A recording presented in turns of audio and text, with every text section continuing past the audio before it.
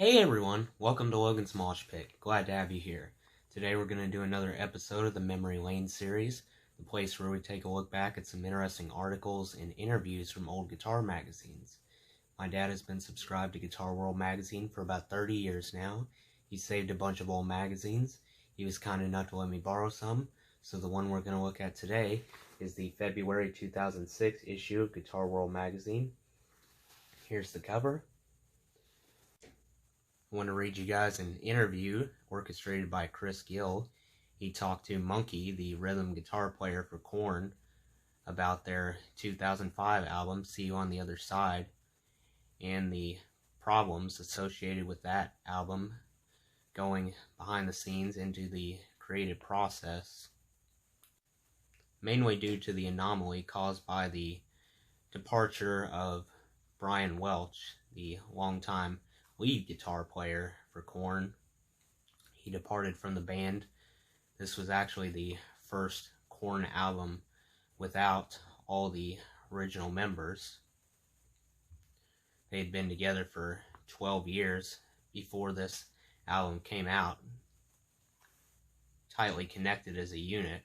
All five of them had collaborated without a hitch for 12 years. Then all of a sudden, Brian Welch disappeared, and it completely changed the trajectory of Korn. So let's see what it was like for them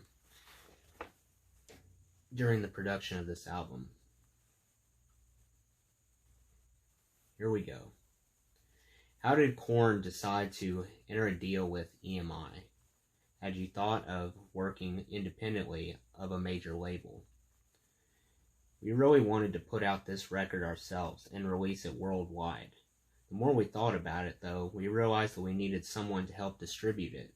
Our manager asked different labels about distribution, and EMI subsidiary Virgin approached us and offered to help.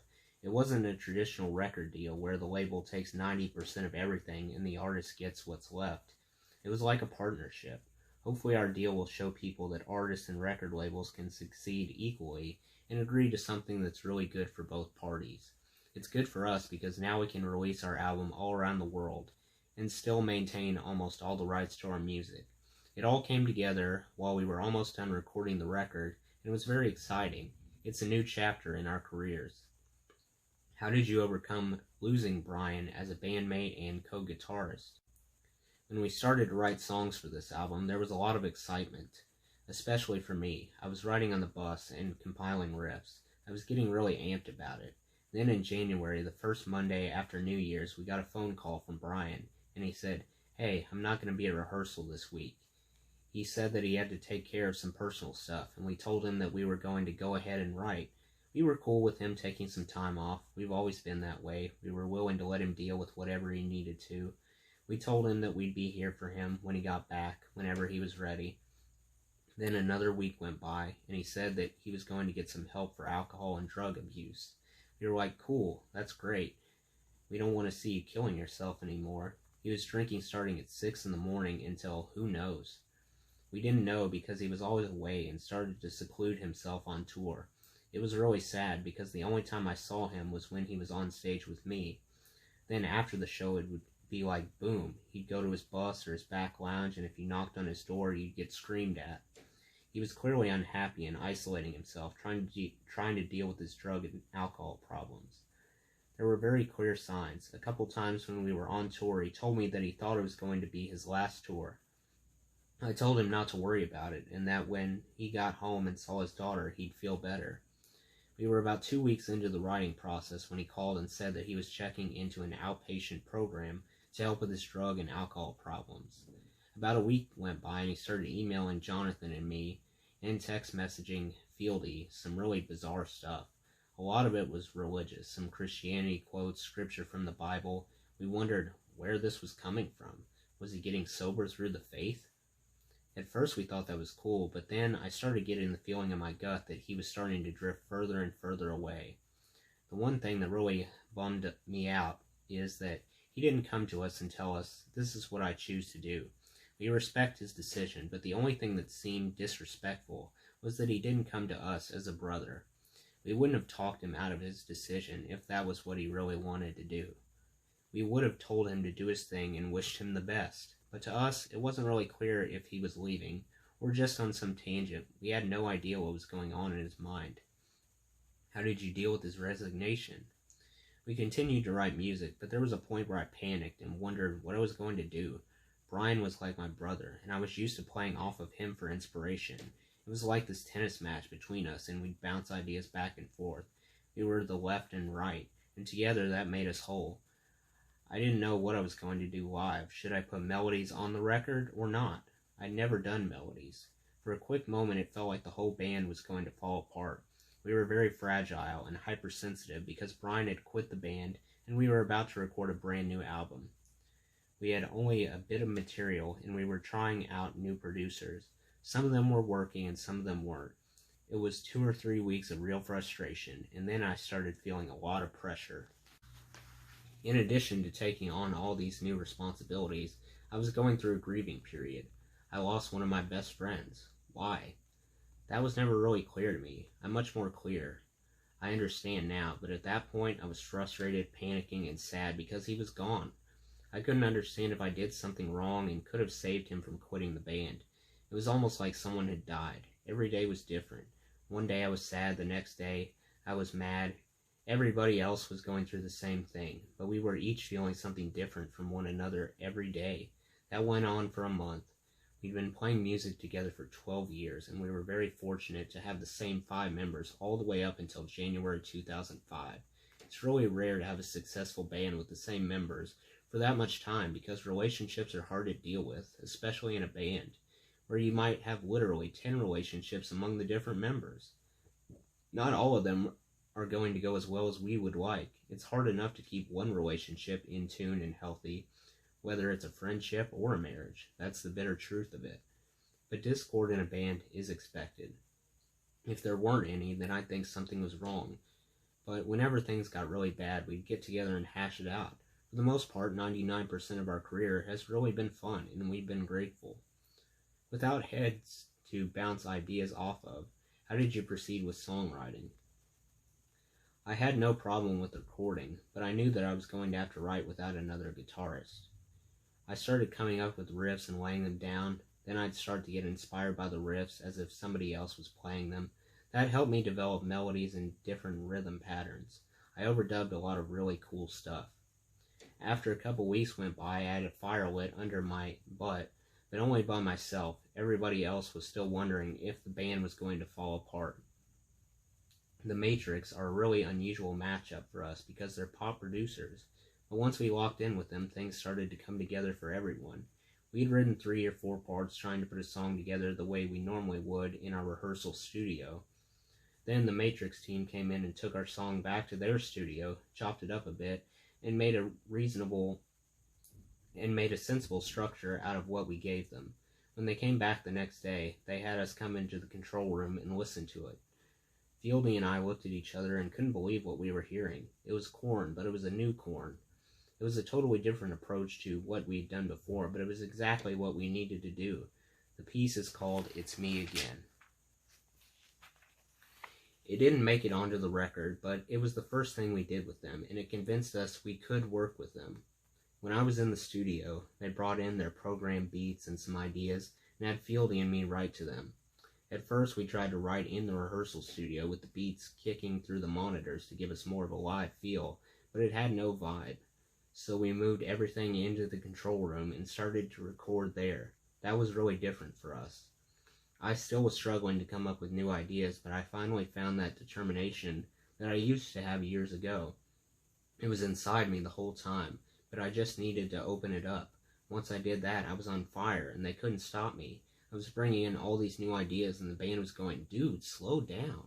We just kept recording everything, and then we'd go back over it to make sense of it. I was in the moment, and it was a really good feeling to know that I still possessed that drive. This album sounds like the band went through some kind of rebirth. There's a hunger in this album that was missing in Korn's last 2 records. We definitely were searching. We shook things up to see what fell apart, and then started to rebuild it and make it stronger. We realized that what we do is really important to us and how much we love it. To think of losing all that made us become very close. You've chosen Rob Patterson of OTEP as your co-guitarist for live performances. How did the selection process work, and how did you come to choose Rob? I didn't want to have a big cattle call like Korn's auditioning guitarists. There would be a line going down the street. The year had already been a roller coaster for me. I wasn't going to sit and show every single person how to play what I needed them to play. I had prepped 3 guitarists who I knew and got along with, and one day I brought them in and I let the band decide which guy they liked. Rob got the job. Your effects aren't as prominent on this record. They blend with the background. I stepped back from using effects this time. Most of the texture comes from the crunchiness and saturation of the amps and the clean tones over the top. It was a different approach for me. In the past, Brian would play something and then I'd play some really cool effect, but now I'm playing main guitar parts, and the atmospheric stuff comes mostly from keyboards. I was ready to introduce a new element to the sound anyway.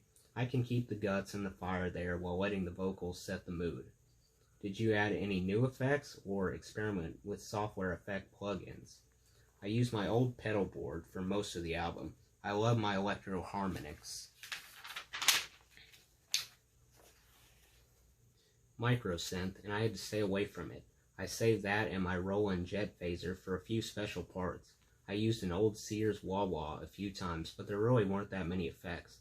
A lot of the layers that you hear are distorted amps at different settings. A Mesa triple rectifier, diesel VH4, a Bogner, and a matchless head through different 4x12 cabinets. I didn't even use any distortion pedals because to get the sounds I wanted, all I needed to do was turn an amp on or off or run things through a compressor like a Universal Audio LA-2A or the Nev preamps. I used the Matchless or a Vox AC40 for a lot of the clean stuff. One thing they couldn't take away from me was my 1964 Fender Telecaster that's in super great condition. I love playing that through a Fender Twin Reverb. I'd be going, let's do another clean part, and everyone would go, again? Sometimes I used a Leslie rotary speaker to give things more dimension. I wanted to concentrate on getting nice thick guitar tones with a lot of dimension to each layer. To do that, I split the signal to all 4 amps and played through all of them at once. You're hearing a wide spectrum of tone through only a few guitar tracks. That was my goal.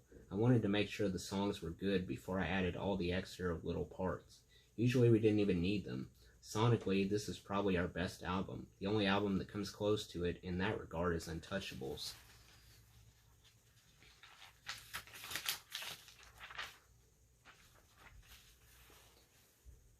How do you think Brian is going to feel when he hears this record? I think he's definitely going to be proud of me. I grew up with Brian. I was playing guitar about 6 months when I met him. We were both 14 and he had already been playing for 4 years. He had this tiger stripe guitar just like George Lynch and a cool sounding Randall half stack. And I thought he was totally cool. He was playing all these Dokken, AC/DC, and Scorpions riffs that he learned to play by ear. Brian has the best ear, perfect pitch. The only other guy I've met who has perfect pitch like him is producer Brendan O'Brien. When Brian ended up joining my band, I knew that I had to step my game up because he was so good. Here I was playing in a band with this guy who inspired me since I was 14. He'd show me how to play riffs and I'd go home and practice them for hours. He inspired me throughout our career, and then suddenly he leaves. I felt so alone, but ironically he inspired me in his absence. He wasn't there anymore, so I had no choice but to step up my game. As a result, I became a better musician and a better songwriter. I'm sure he'd be happy to know that. This is by far the best album I've ever recorded. I know we say that every time, but this album truly means so much to me because I recorded every guitar part on it. This is really a new chapter for you and the band. It's definitely a new chapter in the Korn saga. It feels fresh. We have a new album, and the band's energy is renewed. When people listen to this on psychedelics, they're going to love it. It takes you into different realms. It's not just continuous pounding anger. We take you on a ride to a lot of different emotions. It takes a band a while to develop its possibilities. Pink Floyd's Dark Side of the Moon was their 8th album, and Metallica's Black Album was their 5th album. We're fortunate we've been able to do this for so long. A lot of bands only make it to their 2nd record, but it makes me that much more grateful to still be able to do what I do and still be creative. I feel blessed. See, I can feel blessed without being a Christian. So that takes us to the end of the article. You know, it's unbelievably difficult to keep going, to soldier forward as a band, trudge on without all the founding members, especially when they were as tight-knit as Korn was. They had the same 5 members since they started. Everything went fine for 12 years, then all of a sudden they had this huge void to fill after Brian left. They could have given up. They could have disbanded Korn, never released another album together. However, based on what Munky said, it seems like Brian's absence, though tragic, also provided inspiration to them to lean more heavily on their individual talents. The album still went platinum. It did really well despite the challenges. With See You on the Other Side, Korn proved they could function as a quartet. Nevertheless, I was personally stoked when Brian Welch eventually reunited with the band back in 2013. It was good to have him back.